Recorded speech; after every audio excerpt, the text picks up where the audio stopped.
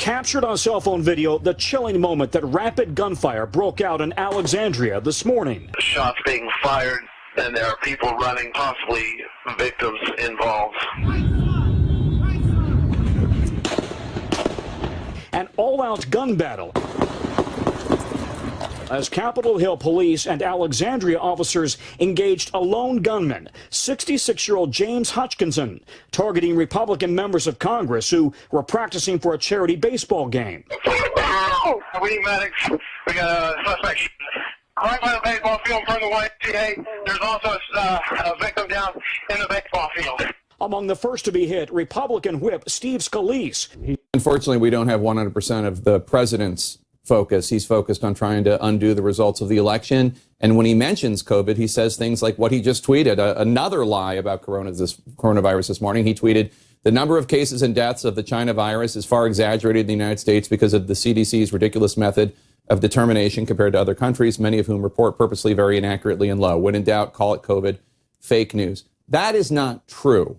The CDC does not have a guideline of when in doubt, call it COVID. There are other countries that if you had a pre-existing condition, and let's say the virus caused you to go to the ICU and then have a heart or kidney problem, some countries are recording that as a heart issue or a kidney issue and not a COVID-19 death.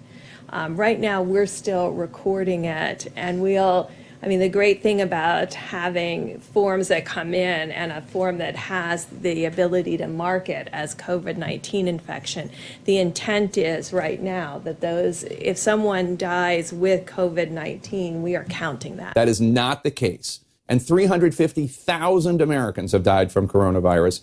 Can you tell the American people, including the families and friends of those who have died from coronavirus, that that is the real death toll? And what is it like as the Surgeon General when the President of the United States spreads these lies about the pandemic? A form that has the ability to mark it as COVID-19 infection. Virginia State Senator has died of COVID-19 complications, according to the Senate's Republican caucus. Senator A. Benton Chafin, Jr., representing parts of southwestern Virginia, died. He had served in the Senate since 2014. Before that, he served as a delegate. Chafin's Republican colleagues say he exemplified the best in public service.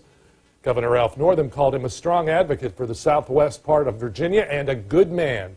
Northam ordered the state flag to be lowered to half-staff in his honor. Luke Letlow was just 41 years old, the married father of 2 young children, a promising politician who was elected to Congress earlier this month to represent Louisiana's 5th District. Didn't come from a lot of money, didn't come from, a big political family. The congressman-elect was set to be sworn in on Sunday.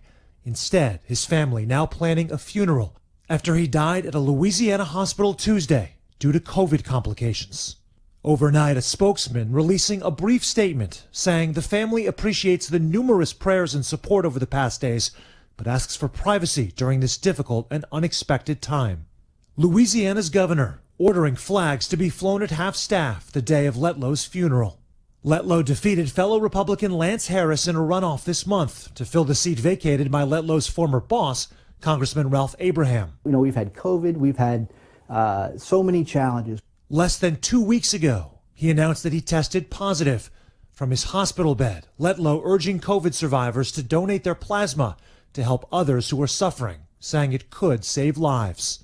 Just days later, he was moved to the ICU and never recovered. House Republican Whip Steve Scalise, who was from Louisiana, and House Speaker Nancy Pelosi offering their condolences overnight. Just brings home COVID can kill. For most folks it doesn't, but it truly can.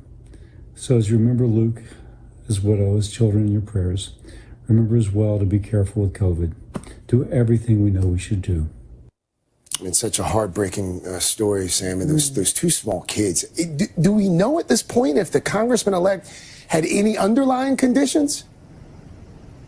Yeah, when asked specifically, Craig, that question, if he had underlying conditions, a doctor at the hospital where he was treated at in Shreveport told the reporter for The Advocate, none, all COVID-related. And Craig and Kristen, he becomes the first member of Congress or member-elect to die from the virus. Guys, back to you. Yet another cautionary tale. Sam Brock for us there. Sam, thanks so much. Yeah. With sad news, and that is that Herman Cain, longtime businessman, former CEO of Godfather Pizza, and of course Republican presidential candidate in 2012, in the 2012 race, has died at the age of 74. His death confirmed by his Twitter account. We should note that he was diagnosed with COVID following his attendance, and that is a picture there, at a Trump campaign rally in Tulsa, Oklahoma, a couple of weeks back. This just confirmed by Herman Cain's own Twitter account the death of the longtime businessman as well as Republican presidential candidate Herman Cain. He was only 74 years old. Let's read this tweet and keep it up on the screen. This is, again, his official account. Quote, "You're never ready for the kind of news we are grappling with this morning, but we have no choice but to seek and find God's strength and comfort to deal." Our thoughts are with his family, but of course today.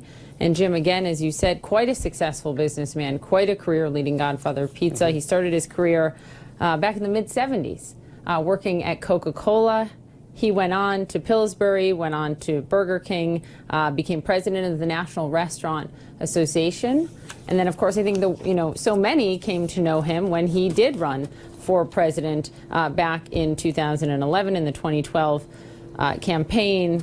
Of course, during that, he penned his memoir, This is Herman Cain, My Journey to the White House. Again, a supporter of the president who went to that rally on June 20th, Jim. Tonight, the FBI is handing out this flyer to people in the neighborhood. It is of the suspect, James Hutchinson, asking for any information to phone in tips.